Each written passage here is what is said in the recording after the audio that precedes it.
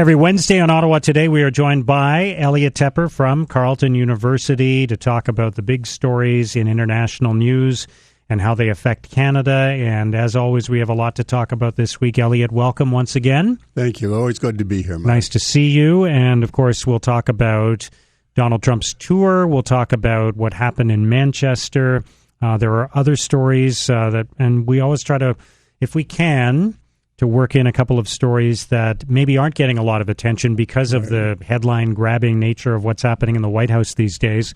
But there is it's an important summit that's happening this week. There's a NATO summit and a G7 summit on the heels of that, both of which the Prime Minister will be attending. The President will be as well. So lots going on. A lot going on. We've talked about, kind of grandly that the tectonic plates of world politics seem to be shifting. With the election of Donald Trump, we had an America First president who didn't seem interested in being the leader of the world. In fact, he said so. I'm not president of the world, don't want to be. And others have taken note of that. Certainly Russia has elbowed its way back into the Middle East with a lot of deaths and power from the air and the ground. But China has made a move.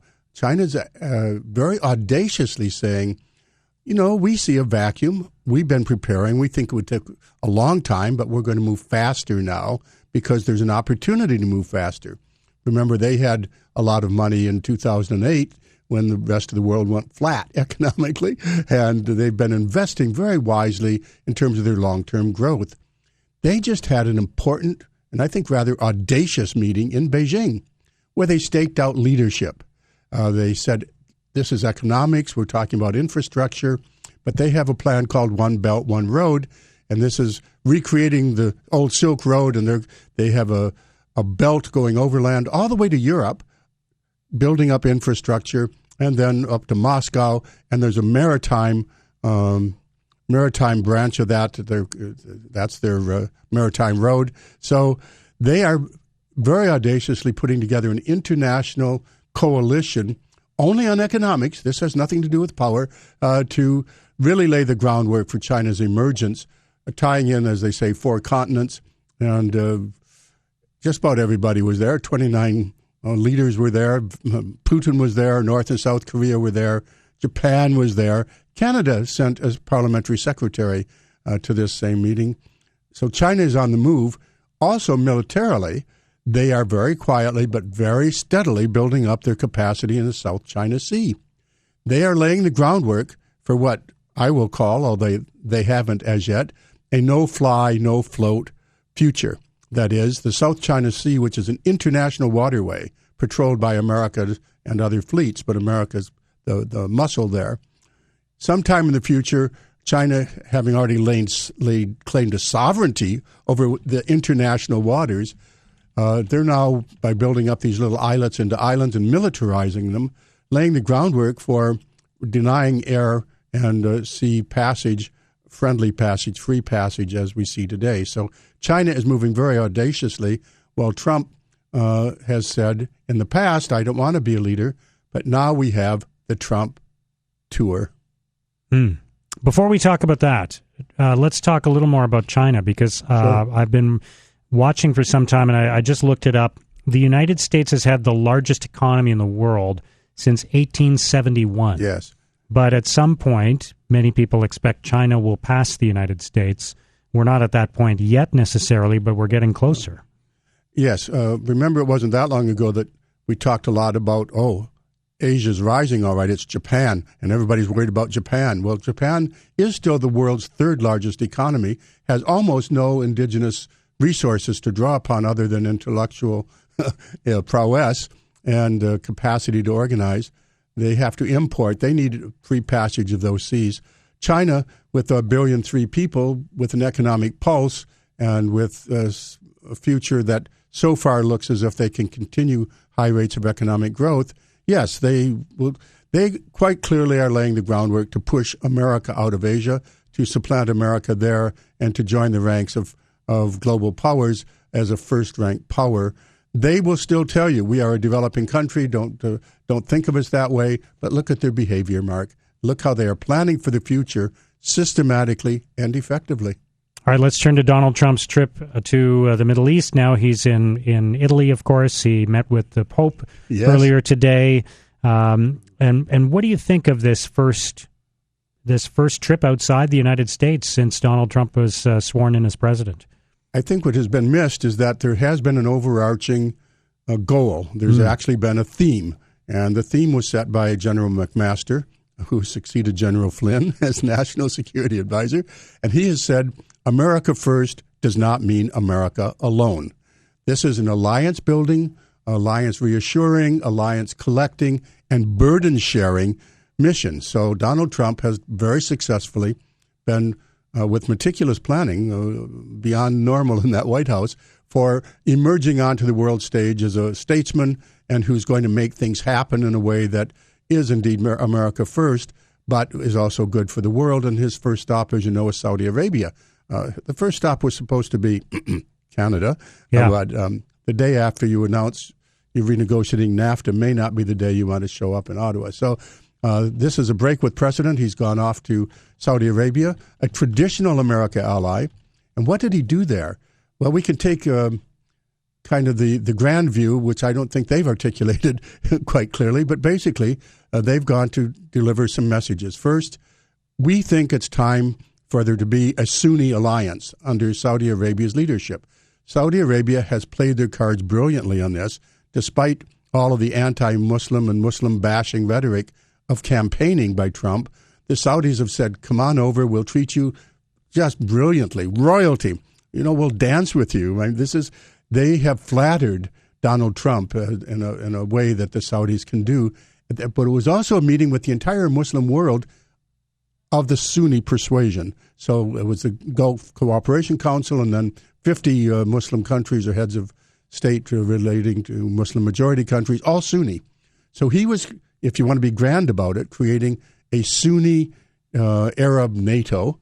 And what unites them is antipathy to Iran. So there's contradictions in this policy because whereas they are all united against Iran, they're certainly not united with each other. These Arab states are fractious. The Muslim states don't all agree with each other. But also, if you want to say that ISIS is your number one priority in the Middle East and nothing else, well, then you have to have Iraq on your side, and Iraq is getting support from Iran, and certainly that government is a Shia-led government. You need Shia troops on the ground. Big contradictions. But the other thing he did was tell the Muslim world, I'm not anti-Muslim. Never mind what you heard in the campaign and all the clips that everybody's replaying, Donald Trump will keep out all Muslims forever kind of thing. But he went to say, no, what we are against is terrorism. And the Manchester tragedy, we can bring into this conversation at this point to say, how is America now reacting to their new role as we see, as this tragedy unfolded, and it was indeed an attack on the innocents. And this was indeed a Manchester-born terrorist, homegrown, spoke with undoubtedly a Manchester accent. So what did Donald Trump say? What he would have said perhaps as a candidate is, you have to keep out immigrants and refugees. Hey, wait, he was born in Manchester? Well, yeah, but his parents were refugees. What did he say? What he said was this, after going to Saudi Arabia and addressing the Muslim world, this was a loser. Hey, this was an evil loser. He didn't say this was a Muslim, this isn't an attack. What he tried to do was, in his messaging, say this is not a clash of civilizations, taking away ISIS's and their ilk, their main recruiting tool for this young man who committed the atrocities in Manchester was, it's really the Muslim world is under attack. And Donald Trump went there and said, no, never mind what I said earlier. It's not. The Muslim world, we're friends here. Right. What we're against is terrorism. We're all going to work against terrorism and against Iran. So very successful in that sense. Moreover, to take a grand view of this, he was putting together, perhaps, a coalition that brought to the surface what's been going on underneath the surface, an alignment of Israel with the Sunni Arab states, because they do have a shared interest in tackling Iran, which is on a rampage throughout the Middle East and is indeed a state sponsor of terrorism, unambiguously, and a threat, an existential threat to Israel's existence. That's been going on behind the scenes. If you want to take a grand view of this, Mark, you can say that what the American administration through this trip with Donald Trump as president was doing was elevating that into a more formal alliance, laying the groundwork for the settlement of the Israeli-Palestinian dispute, because the Arabs in particular, their neighboring states, are saying, come on, we've got bigger fish to fry. That was fun for 30 years, but let's get on with. So telling everybody, sit down and talk. And we heard Netanyahu say something extraordinary during that stopover. For the first time in my life, I have hope. Now, was he just flattering Donald Trump? Or, Abbas, who's very aged, was also saying, yes, I'm ready for peace. So at a grand level, you can say, this was a very interesting set of messages, alliance building, changing the attitude toward the Islamic world, taking away the terrorist favorite weapon that the West is attacking Islam, as we saw in the Manchester claim there. But you could also be a whole lot more cynical, and you could say this was really traditional politics, that is, oil politics. If you saw the Secretary of State having a conference with his counterpart, and by the way, a press conference with no local coverage other than local coverage. But anyway, these two old friends, these two old oil buddies, joked around with each other. That this is really, finally, when a bottom line is, it's still America first. A huge sale of armaments, recycling petrodollars as has always happened. And it's an existential threat, therefore, to Israel in that sense, assuming that these weapons stay, under control of the Americans, but they won't. So a lot of contradictions built in. Is this grand strategy, or is it just all about money? All right. We will talk more about what happened in Manchester and how that could affect what's the British election and other things that are going on in Europe, coming up with Elliot Tepper from Carleton University. Elliot Tepper is with us every Wednesday on Ottawa Today from Carleton University's Political Science Department, and it's fascinating to see the pictures of Donald Trump and the Pope in the same room after they were really, you could argue that at least on the scale of diplomatic relations, they were engaged in a bit of a Twitter spat during the election campaign and since then. Yes, these are, by the way, people with huge Twitter followings each, but they're also leaders. Among other things, the Vatican has sovereignty in his estate. So this was a state-to-state visit. But, of course, the huge moral authority of the Pope was really what was at stake here. Could Donald Trump, in effect, work out a relationship with the Pope that would gain, to stay again at a high level, the moral authority that he was seeking here? This was, among other things, a spiritual unity tour by Donald Trump. It was presented that way, packaged that way, that he was going to go to the homelands of Judaism, Christianity, and Islam, and he did, and that this was part of that same mission. So you could say that let's get the power of spiritual leadership on the side of good in the world was the overt purpose of this visit. But obviously, there's always politics involved. The Pope has 10.8 million followers on Twitter. Donald Trump has 30.4 million followers on Twitter. Yes. And Donald Trump has sent only one tweet out today. It is actually video of him with the Pope. Yes. And he writes, "Honor of a lifetime to meet His Holiness Pope Francis. I leave the Vatican more determined than ever to pursue peace in our world." Yes, it's a wonderful message. It is. And let's hope that his future tweets reflect that same spiritual emphasis, but also the positive content that a meeting with the Pope seems to have engendered. I don't think anyone expects that to last beyond maybe the parameters. But a positive meeting between the Pope, the leader of one of the world's great religions, and yes, he may have fewer Twitter followers, but boy, does he have literally a pulpit, and his words matter. They matter in elections. A lot of this is domestic politics, of course, for America. Sure. There's something like, 50 million Catholics in the United States, and 6 out of 10 vote Republican. And despite the spat, that was interesting, despite the spat with the Pope during the election, it didn't get built up. It was a minor flare-up. Yeah.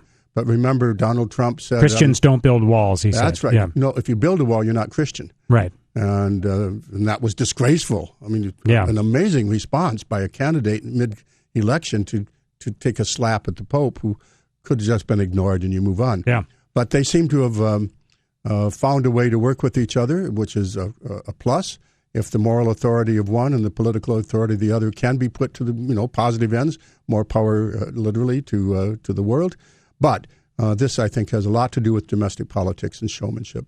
Speaking of domestic politics, let's talk about how the attack in Manchester could impact or not the British election that is 2 weeks from tomorrow, and how else it might affect politics in Europe.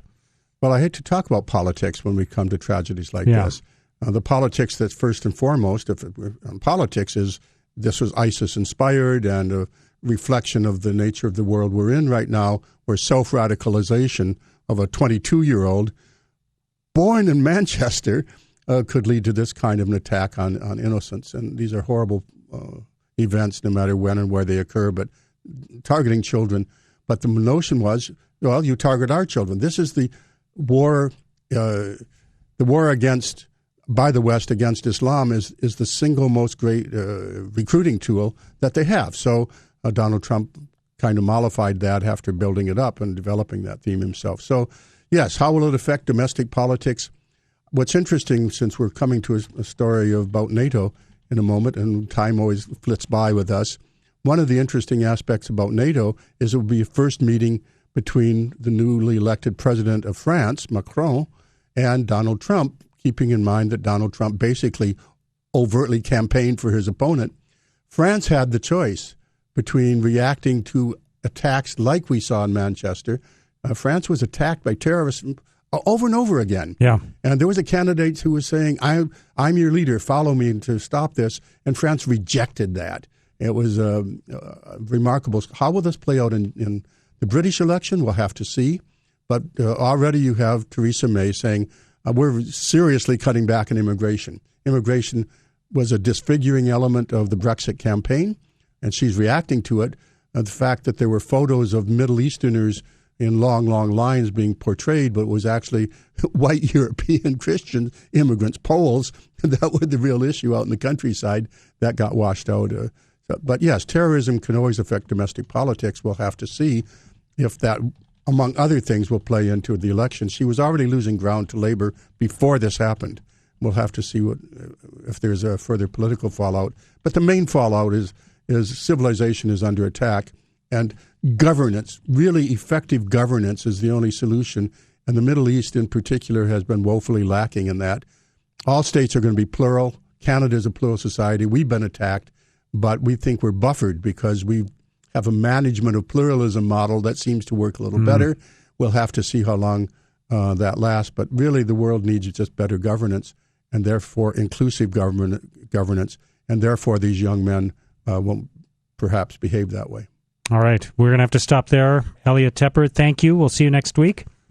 Lots more will happen. I'm sure. Elliot Tepper from Carleton University.